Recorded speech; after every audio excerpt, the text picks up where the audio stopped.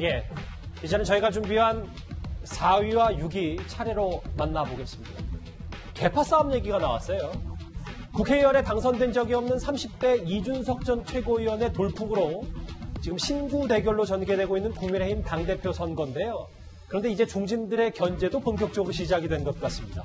오늘은 난데없는 개파 논쟁까지 불거졌는데 먼저 어제 있었던 국민의힘의 비전 발표 모습부터 만나보겠습니다.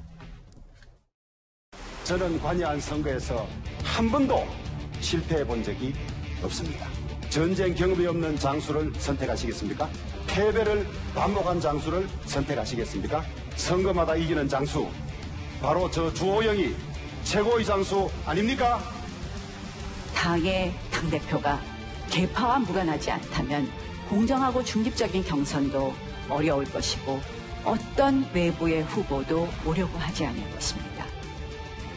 더 이상 줄 세우기, 개파 정치 있어서 안 됩니다. 제가 제시하는 미래가 대한민국의 젊은 세대가 가장 바라는 미래고 민주당이 가장 두려워하는 우리의 변화라고 생각합니다. 그런 개파나 따지고 있는 그런 한심한 정치 이제 그만두셨으면 좋겠어요. 개파 관련 목소리들을 저희가 차례로 한번 묶어봤는데요. 네, 장현철 평론가님, 이 개파 논란의 발단은 나경원 전 의원 얘기입니까? 특정 개파가 당대표가 되면 윤석열 전 총장이나 안철수 대표가 오겠냐? 나는 개파는 정치를 해왔다. 뭐 이렇게 하면서 좀 불거진 거죠. 그러니까 최근에 아무래도 돌풍을 일으키고 있는 이준석 전 최고위원이 유승민 전 의원과 가깝다는 건 널리 알려진 사실이기 때문에 유승민계가 지금 이준석 후보를 지원하고 있는 게 아니냐 이런 목소리를 내는 것 같습니다. 하지만 친소 관계가 있고 과거에 친분이 있었다고 해서 그것이 예전 친이 친박처럼 누군가 좌장이 오더를 내리면 지시를 내리면 일사불란하게 따르는 그런 구조인가에 대해서는 회의감이 많이 있고요. 그리고 지금 사실 냉정하게 말해서 이준석 돌풍은 유승민 전 의원이 대선 주자로 가지고 있는 지지율이나 입지보다 훨씬 더 높아진 지 오래가 됐습니다. 만약 유승민계가 나서서 이 후보를 당대표로 띄울 능력이 있으면 유승민 전 의원 본인을 대선 후보로 유력하게 띄웠겠죠. 그건 안 되잖아요. 그러니까 지금의 이 이준석 돌풍은 유승민계의 조직의 힘이라기보다는 2030의 정치 참여를 강하게 원하는 또 국민의힘의 기존 기득권이 바뀌기를 원하는 시대의 흐름이라는 걸 중진들이 하루빨리 포착하고 그에 걸맞은 메시지를 내서 대응을 해야 되는데 사실은 아직 1선도 안 한 0선 전직 최고위원에게 개파 운운하는 건 4선, 5선 위원 입장에서는 상당히 부끄러운 일이 아닐까 싶고요. 저는 사실 개인적으로 이준석 전 최고나 나경원 의원이나 주호영 전 원내대표 다 개인적으로 아는 사이이기 때문에 특별히 누구를 비판하거나 누구 편드는 메시지를 가급적 지양해 왔는데 이 선거가 어떤 선거입니까? 4.7 재보궐선거에서 드러난 2030의 민심을 그대로 반영해서 정권 교체까지 이어가느냐 마느냐가 달려있는 국민의힘 입장에서는 분수령이 될 수 있는 선거입니다. 근데 이 선거에서 다시 개파 이야기를 그것도 중진 의원들이 한참 젊은 정치 후배에게 꺼냈다는 것 자체가 바깥에서 기대감을 가지고 있는 2030 청년 세대가 보기에는 아 국민의힘 또 저런다. 또 저렇게 집안 싸움하는구나. 비판한다는 게 기껏 개파밖에 없는가. 이런 실망감을 불러일으키기에 충분하기 때문에 개인적으로는 개파 논란을 꺼낸 분들이 결자 해지해서 이 무의미한 소동을 좀 마무리 지었으면 하는 마음이 강하게 듭니다. 이준석 전 최고위원 바로 맞받아쳤어요. 구친박계가 지원하는 나경원 후보가 대표가 되면 윤 전 총장 입당을 주저하게 될 것이다. 김근식 교수님, 야당 내부 사정 잘 아시잖아요. 실제로 정말 유승민계라고 불리는 이준석 전 최고위원이 되면 이런 개파 얘기가 나올 건지 이 문제 불거진 거에 대해서는 어떻게 바라보십니까? 사실 제가 알기로는 국민의힘 안에서 개파는 사라진 지 오래입니다. 다만 이제 개파 멘탈리티라는 게 좀 남아있을 수 있어요. 좀 쉽게 풀어주시면 어떤 얘기입니까? 서로 친했던 사람들이 있으니까 또 친소관계, 우호적인 관계가 있을 수 있죠. 개인적으로, 인간적으로. 그러나 아까 우리 장혜차 평론가 이야기 잘했지만 개파라는 것은 엔전 삼김시대의 개파처럼 개보 보스가 있고 보스가 지시를 하고 공천을 주고 자금을 주고 관리해가지고 지시를 따르는 사람들 개파라고 하는 거 아니겠습니까? 제가 그러면 국민의당 안철수 쪽에서 왔다고 해서 안철수 개파라고 하면 그게 안철수 지시를 받는 게 아니잖아요. 그러니까 그렇게 생각하는 게 없는데 저는 그래서 저도 똑같은 생각인데 잘 관심 속에서 지금 커갔던 이 국민의힘 이 전당대회가 느닷없는 개파 논쟁으로 저는 제가 볼 때 굉장히 좀 불안하다는 생각이 드는데 나경원 전 대표가 저는 실수했다고 봐요. 아무리 지금 신진 돌풍이 있어가지고 나경원 대표가 이 개파라는 그런 우려를 제시할 수 있습니다만 특정 개파, 유승민 개파를 떠올리는 듯한 공격을 해버리면 저는 그런 개파 프레임을 불씨를 당긴 건 나경원 의원이기 때문에 이 부분은 제가 볼 때 문제가 있다고 보고 네. 동시에 조금 안타까운 것은 그동안 잘 해오면서 정말 말을 실수하지 않고 잘 왔던 이준석 그 최고위원도 저기다 다시 또 나 후보가 친박계 지원 받는다고 이야기를 할 필요가 뭐가 있습니까? 이렇게 맞받아칠 필요가 없다. 그러면요, 제가 이준석 의원이랑 저렇게 치지 않죠.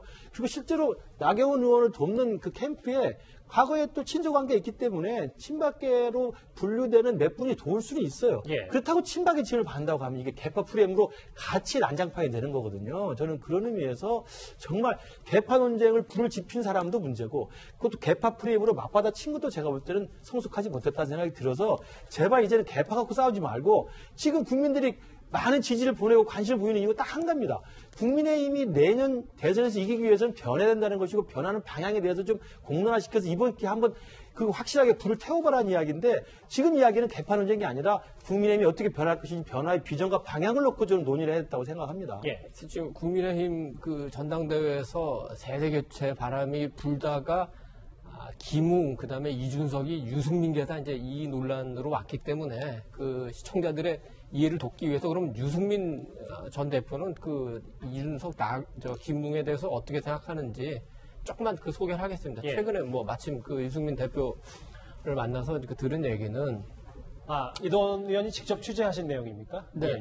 이건 뭐 공개도 될 얘기 같아서 그냥 설명을 드리겠습니다. 그 이준석 그 전 최고위원은 그러니까 유승민 그 전 대표의 친구의 아들이죠. 예. 그래서 이제 어렸을 때부터 굉장히 수학을 잘하고 영어도 잘하고 다른 것도 잘하고 굉장히 영민해서 그 굉장히 예쁘게 봤는데 이제 그 박근혜 전 비대위원장 당시에 이제 비대위로 들어왔고 본인이 뭐 100% 역할한 건 아니지만 거기서 활동을 잘했고 근데 어느 순간부터 유승민 그 전 대표 본인의 품을 떠난 지는 굉장히 오래고 지향하는 정치적 목표가 거의 비슷하기 때문에 같은 길을 갈 수는 있지만 누가 보스고 아니고 그런 그 관계는 아니다. 김웅 의원과는 가끔씩 이렇게 그 정치에 대해서 그 깊은 얘기를 하고 김웅 의원이 진지하게 정치를 고민하면서 다음엔 송파가 아니라 고향인 그 순천에 내려가서 출마해야 되겠다 이런 얘기도 하니까 제법 그 정치적으로도 동지라고 할 수 있지만 김웅 전 최고위원은 그 출마를 선언한 다음에 제일 처음 찾아간 사람이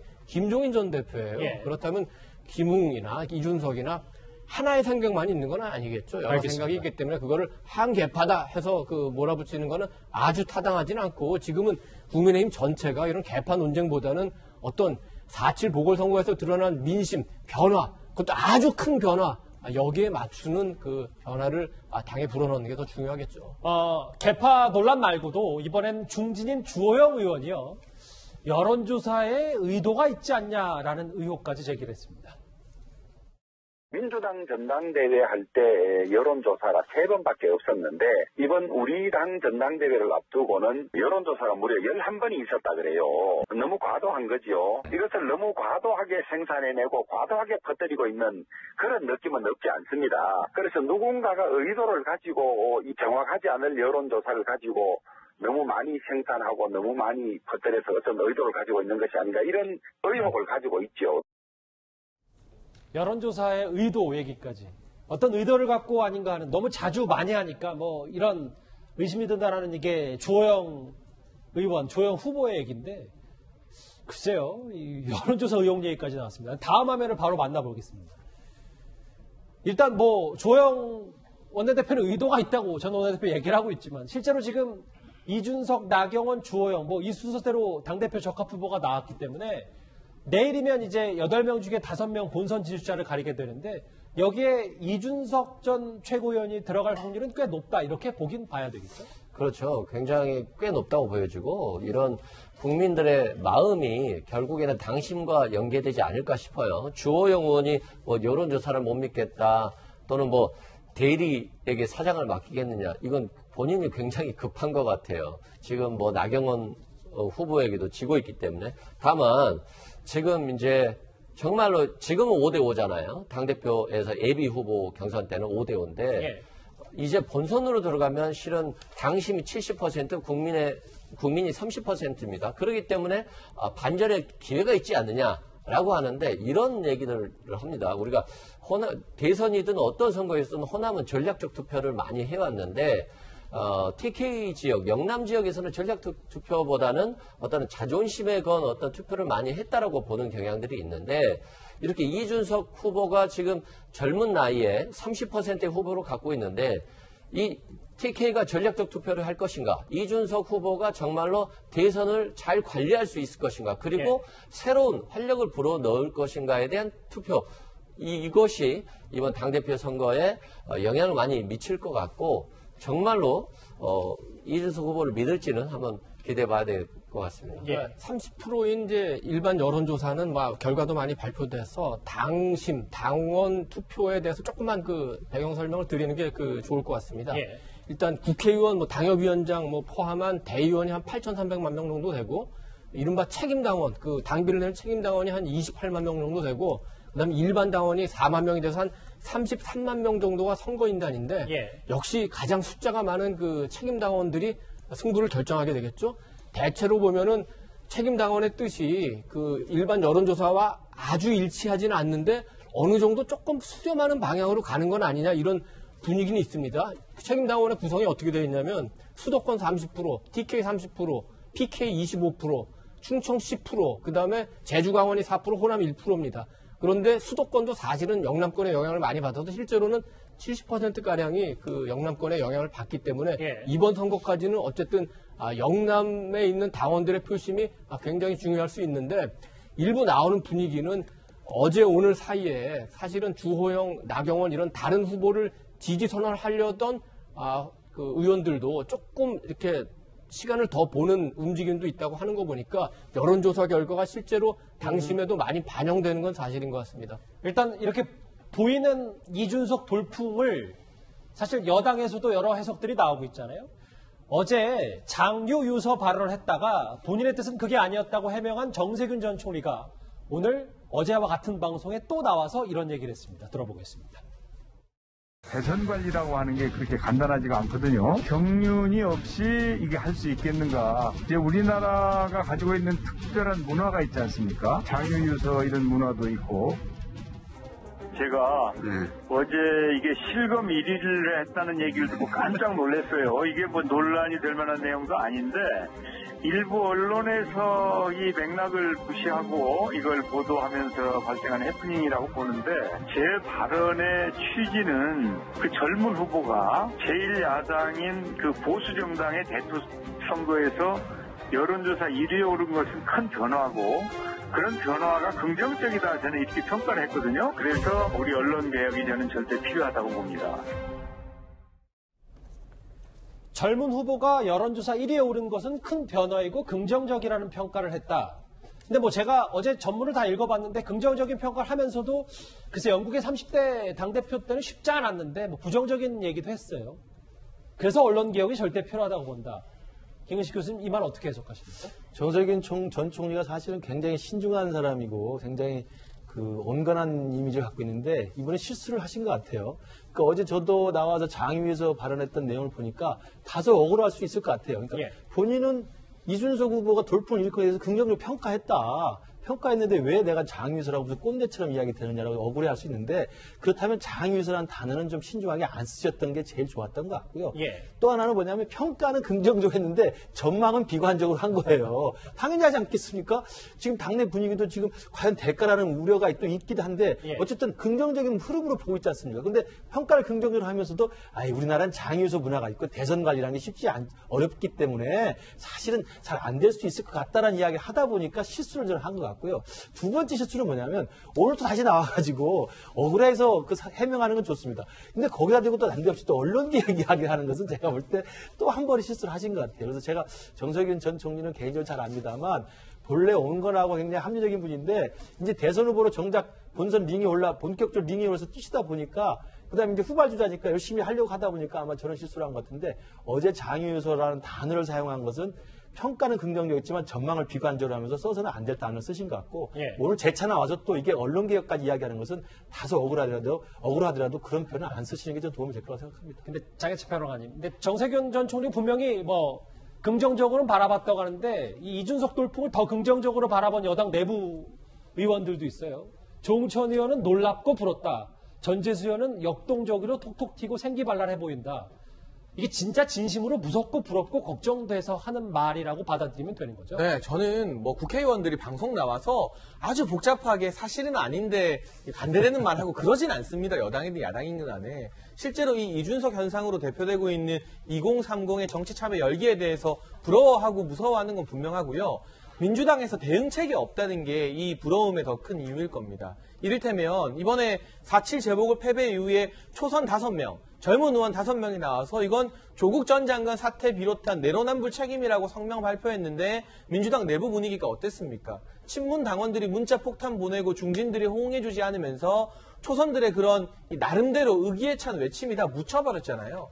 결국 젊은 정치인들은 약간씩은 돌출된 행동을 하더라도 기성 정치인이나 기득권과 맞붙으면서 싸우면서 몸집을 키울 수밖에 없는데 그 싸움을 조기에 민주당은 진압해버렸습니다. 그러니까 이제 와서 이 이준석 현상에 대응될 만한 젊은 주자를 키워내기가 상당히 어려워진 거죠. 이건 대선 국면에서도 어려움으로 작용할 거라고 보여지는데 이 같은 현상을 보게 되면 이준석 후보가 당대표가 안 되더라도 지금 대선 출마를 준비하는 대선 후보들은 이를테면 정의화 전 의장이나 김종인 전 위원장 같은 정치 원로들보다는 오히려 젊고 참신한 주자, 초선 의원이나 이런 사람들을 파트너로 옆에 세우고 싶어할 가능성이 훨씬 더 높아질 것 같아요.